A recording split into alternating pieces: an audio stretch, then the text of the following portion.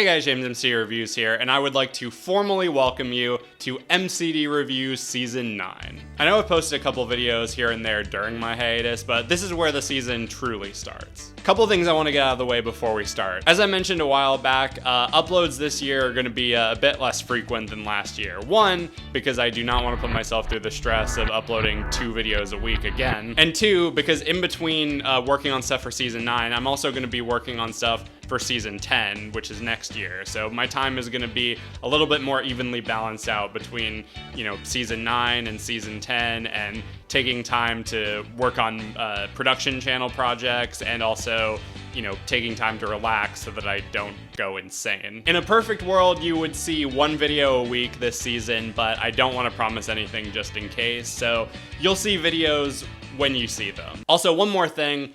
Against my better judgment, I have started a TikTok. It was not my idea. My brother basically begged me to sign up for one so that he could redeem some sort of free reward thing or whatever. I have no idea.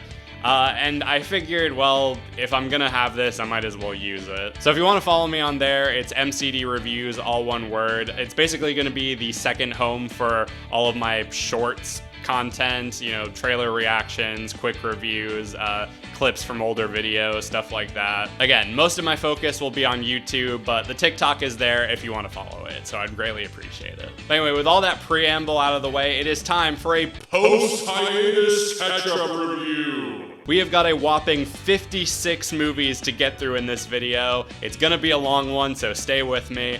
Let's get into this. Airplane is a spoof comedy released in 1980, and it was really good. It's got several classic bits, it captures the slow burn of a disaster movie without feeling boring, the performances are great. I think I like Naked Gun more, but this was just as funny. War of the Worlds 2025 was a late entry to my worst of the year video, and it was just as bad as everyone said it would be. Don't need to waste much time on it. While working on my Rankin Bass video, my fiance Anne showed me this 2001 Rudolph movie she grew up with called Rudolph and the Island of Misfit Toys. It was kind of fun to watch and laugh at, but I can't call it good either. Hamnet is directed by Chloe Zhao, and it actually took me 2 watches to properly appreciate it. The first time, I thought it was good, but I just didn't gel with it because I'm not into Shakespeare. The second time, I was able to pick up a lot of the thematic elements and appreciate more of the technicals, and it went from being one of my lower ranked Oscar movies to one of my top 4. 100 Nights of Hero is about what happens when a charming house guest arrives at a remote castle and throws the delicate dynamic between a neglectful husband, his innocent bride Cherry, and their devoted maid Hero into chaos. This movie was a lot better than I expected it to be. It had great production design, the cast across the board was great, it was very funny, the world was so well realized. This one kind of flew under the radar, but I'd recommend checking it out. They were playing the Jim Carrey Grinch in theaters around Christmas, but I want to save a lot of my thoughts on that for a later video. Long story short, it's still pretty bad, but at least it's not Cat in the Hat. Wake Up Dead Man is the 3rd film in the Knives Out series, and might possibly be the best one. The visuals are stunning, the ensemble is incredible, the mystery is intriguing, it balances humor and tension really well. It made my top 10, and for good reason. Please go see it. The SpongeBob movie, Search for SquarePants, is another SpongeBob movie. It wasn't as bad as the Sandy Cheeks movie, it wasn't as good as the first, it borrows a lot of plots from older episodes, with the one new element being that stupid fucking Ice Spice song. Oh, and Hamill was good as the Dutchman. The Housemaid stars Sydney Sweeney and Amanda Seyfried, and it was pretty bad. The first act was pretty boring and predictable, and the second act was stupid and nonsensical. Maybe the book is better, I don't know. Marty Supreme is directed by Josh Safdie, and had I seen it a few weeks earlier, it so would have made my top 10. It has the same chaotic, stress-induced energy as Uncut Gems, incredible performances across the board, an engaging story that goes far beyond the generic sports movie the trailers made it look like. It's honestly a shame it came up short this award season, because it really deserves some recognition. For New Year's Eve and over the course of January, me and Anne watched the Goes Wrong series, a show about a British theater troupe who puts on a new play every week, and, as the title suggests, things go horribly wrong. This show was such a joy to watch. The characters are so fun, the comedic timing is brilliant, the underlying storytelling is so well woven. You'd almost believe that this isn't scripted because it's so well executed. The best ones are the 2 movies, Peter Pan and A Christmas Carol. Peter Peter Pan had me in tears at several moments. There are so many great running gags, the way they get the audience in on it, the physical comedy, it's all so much fun. The Christmas Carol one is great too, but it's one where the story kind of overshadowed the comedy in parts, but it doesn't make the comedy any less effective. The entire series and all the movies are on YouTube for free, and I would highly recommend checking it out if you need a good laugh. During my hiatus, I also caught up on the final season of Stranger Things. I was writing a full-on TV log, but halfway through, I just lost motivation and felt like I didn't have enough to say about it to justify a full video. Who knows, maybe someday in the future I'll circle back around and do a big fuck-off retrospective on the whole series so that I can get my entire concrete thoughts together. In terms of the final season, it was a pretty frustrating watch. It was fairly boring, the writing was some of the weakest it's ever been, the characters were mostly pretty obnoxious, and all the goodwill that was brought back from season 4 went thoroughly out the window. The actual finale was decent and emotionally satisfying, although any finale that uses the song Landslide should be considered cheating because that song always gets me choked up. But I just wish the season preceding it wasn't such a rough watch. Either way, a part of me will always have a level of fondness and respect for the series and what it did, so that has to count for something. No Other Choice is directed by Park Chan-wook and should have easily been nominated for Best International and possibly even Best Picture. It is very darkly comedic, the way it presents its commentary is very effective and funny, the characters were all memorable. I don't know why this flew under the radar, but it's a damn shame that it did. Primate is a movie about a monkey that gets rabies and traps a bunch of girls in a swimming pool. It was very dumb, but surprisingly kind of fun. It's made even better when you know that there was an actual person in a monkey suit for a lot of the movie. It's got some pretty gruesome kills, a lot of hilarious moments. Not the best film ever, but a fun watch for sure. Is This Thing On stars Will Arnett as a man who gets into stand-up as a way to deal with his divorce, and it was pretty good. It was funny, but also tragic. The performances across the board were great. It maybe ended a bit too cheerfully for the tone it set, but I didn't mind that much. Worth checking out for sure. Father, Mother, Sister, Brother is directed by Jim Jarmusch and is an anthology about 3 groups of siblings who reunite after several years and have to confront unresolved tension in their families. I like the dynamic between each set of characters. Some of the consistent themes in each section were interesting. The actors all did great. It was a bit slow and meandering in parts, but it was still decent overall. Dead Man's Wire is directed by Gus Van Sant and was actually better and more interesting than I thought it was going to be. I thought it was just going to be another boring hostage movie, but the fact that it had kind of a bizarre sense of humor, the fact that they showed the humanity in both the kidnapper and the hostage, and the way it ended actually had me more invested than I thought I'd be. All You Need Is Kill is an adaptation of the manga of the same name, and I thought it was pretty solid. I haven't read the manga and I haven't seen the live action version, so I don't have much to compare it to. But I thought the action was fun, the characters were interesting, the animation was great. It takes a bit to get going, but I'd say it's worth watching. In preparation for the Michael Jackson biopic, I watched Moonwalker for a bucket list video, which should be coming out soon. And in the same night, I thought it would be fun to show Anne Captain EO, the Disney attraction starring Michael Jackson as a space captain who's gonna change the world and defeat an evil empress with the power of song and dance. And oh boy, do I remember this being much better as a kid. Maybe it plays better in a theater with 3D and mist flying at your face, but outside of the production value, the song and the name recognition, there isn't really anything special about this. 28 years later, The Bone Temple is directed by Nia DaCosta, and I might have to go back and watch the first year's movie again, because I honestly don't know which I liked more. This had a lot of cool moments, a lot of interesting ideas, the acting from Jack O'Connell and Ralph Fiennes is incredible, and the things it sets up for the third film are very exciting. I just really hope we still get that third film, because I know this didn't do that well. My friend Mendy, aka Delusional Daniel, showed me Silent Hill, released in 2006, directed by Christoph Gans, and it was surprisingly pretty good. It was very moody and atmospheric, the VFX were solid, the score is lifted directly from the games and it fits really well. The acting is hit or miss and the third act kind of drags, but overall I was very surprised by this movie. The Secret Agent takes place in 1970s Brazil and is about a guy trying to escape a mysterious past in search of peace. The first act of the movie was kind of boring and hard to get into. The second act really picked up the pace. It got weirder, it was a bit more action-packed and exciting. Kind of a mixed bag of a movie, because you're either going to really love the first act and hate the second, or vice versa. Let me know what you thought of it. Train Dreams was a Netflix movie that was nominated for 4 Oscars, and it was beautiful. The cinematography was gorgeous. It had a very relaxing energy despite how tragic and emotional it can get. It almost felt like a bedtime story, and it was just such a pleasant watch. Sentimental Value was a fairly decent, but very in one ear, out the other drama that took the award circuit by storm. The performances were really solid across the board, and the story was interesting, but I'm also never gonna think about it again after I finish writing this. Return to Silent Hill is once again directed by Christoph Gans, and what the hell happened, man? How did we go from a surprisingly decent and well-crafted Silent Hill movie in 2006 to the movie I thought Silent Hill would be 20 years later? It's boring, it has so many lapses in logic, it has no atmosphere, even the effects don't look as good. It was just a hot mess. Guillermo del Toro's Frankenstein was pretty good, but I wanted to like it more than I did. The acting across the board was great, the makeup was phenomenal, and I like how they showed the different points of view between the creature and the scientist. But it felt kind of long and meandering, and it also looked very digital, like distractingly so. Still very solid and deserved the Oscars it went home with. Arco was nominated for Best Animated Feature, and it was cute. It was very pretty, very colorful, well animated, it had a good story, it got fairly intense in the second act. It was good. I was kind of out of it one day, and I wanted to watch something funny to help me feel better, and I thought it might be fun to show Anne Ace Ventura Pet Detective for the first time.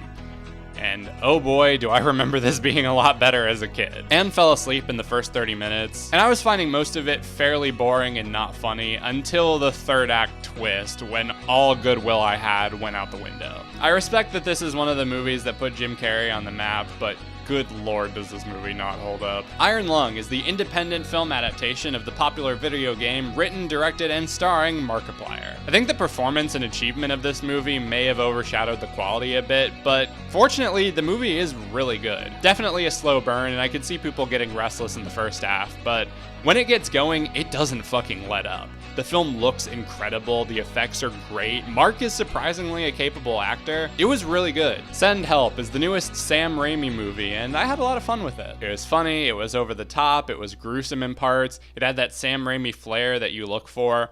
It was a good time. The Muppet Show 2026 is a reboot special on Disney Plus, and it was absolutely delightful. I'm very happy that it did well and that we're getting more, because this seemed to bring back that spark that was missing from Muppet media for the past few years. It was funny, charming, Sabrina Carpenter was a great guest star. Definitely worth checking out if you haven't already. Cloverfield was released in 2008, directed by Matt Reeves, and for the most part I liked it. I thought it had a good scale, it has a decent feeling of dread and suspense, the monster looked pretty cool. It wasn't amazing by any means, but I thought it was alright. The Moment is a mockumentary about Charlie XCX, and it was not at all what I expected it to be, but I actually thought it was pretty solid. I'm definitely not the audience for it, but I thought it was pretty funny, well put together, it had a lot to say about chasing trends and selling out.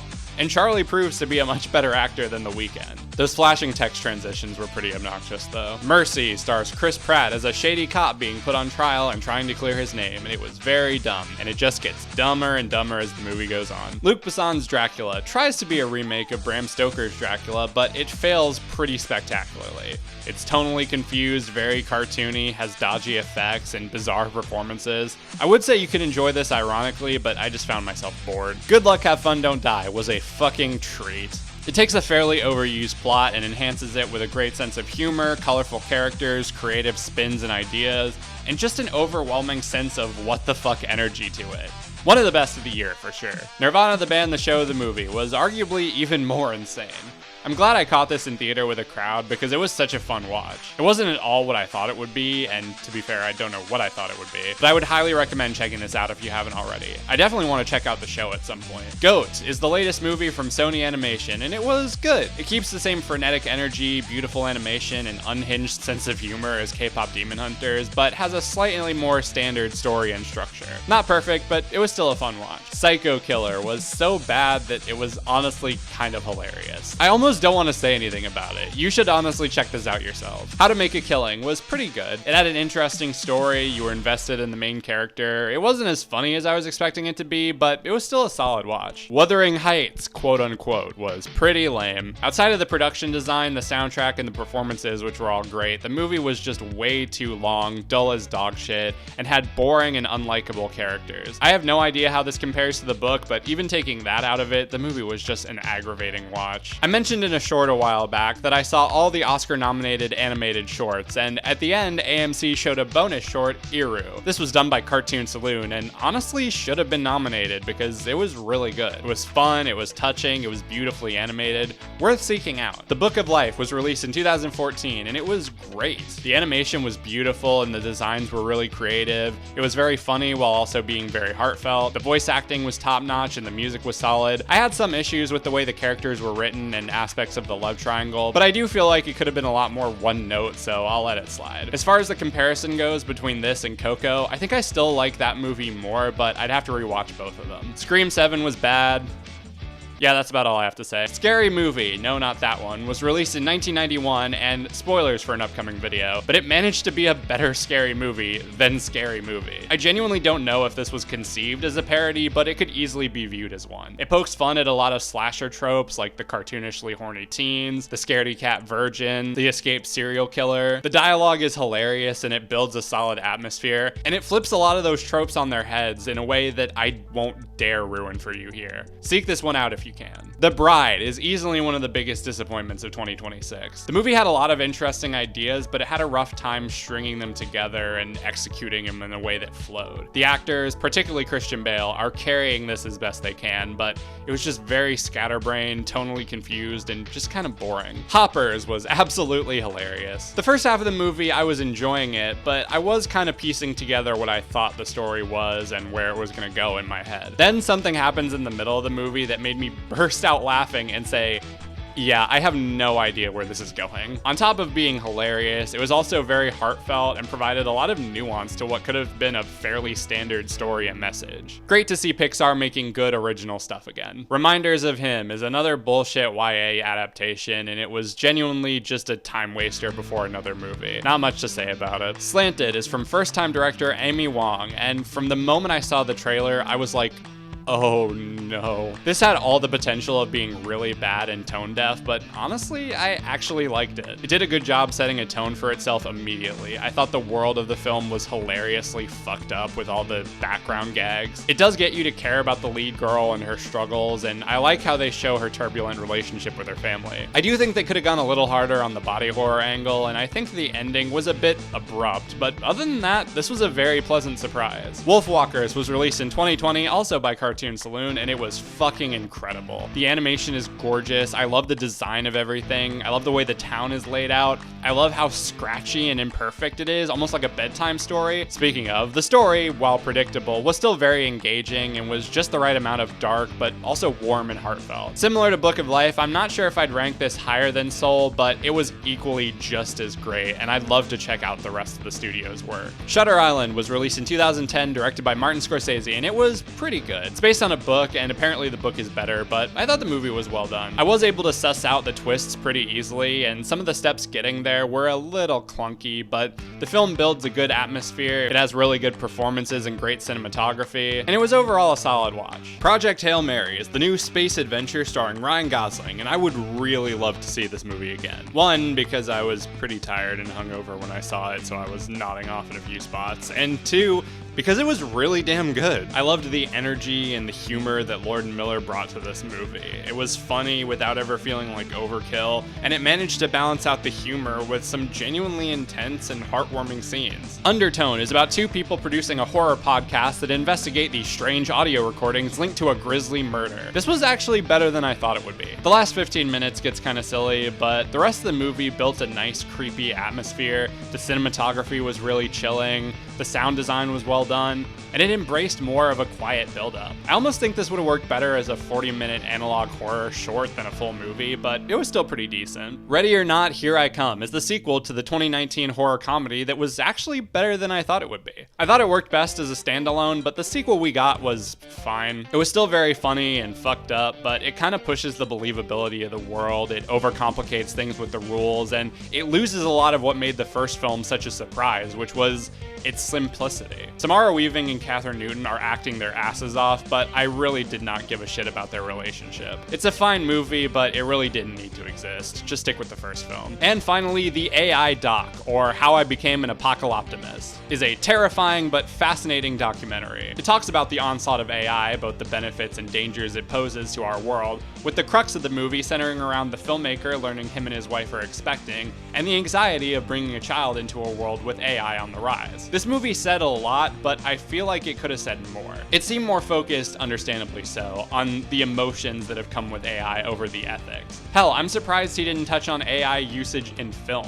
He did dive into a lot of very destructive scenarios involving AI, but I felt like they were just scratching the surface. It is very doomer-coded and very stressful, but it also offers a bit of hopeful, albeit probably misplaced, optimism regarding the future of this tech if the right people are placed at the helm and if legislation is passed on it. The doc is very well presented. You can see the artistry and the passion poured into it. It's very emotionally effective. You sympathize with the guy's anxiety, and you do find yourself weighing out the pros and cons. It definitely could have done a lot more, but it does well in opening up these very important discussions, so I'd recommend giving it a watch. And there you go. That is all 56 movies that I watched while I was on break. Let me know in the comments, what have you guys been watching the last couple months, and stay tuned for MCD Reviews Season 9 releasing all throughout 2026. I think going forward, I want to approach Ketchup reviews like this. Instead of doing the whole monthly or bi-monthly thing, I want to do it as one, big video talking about a bunch of movies so that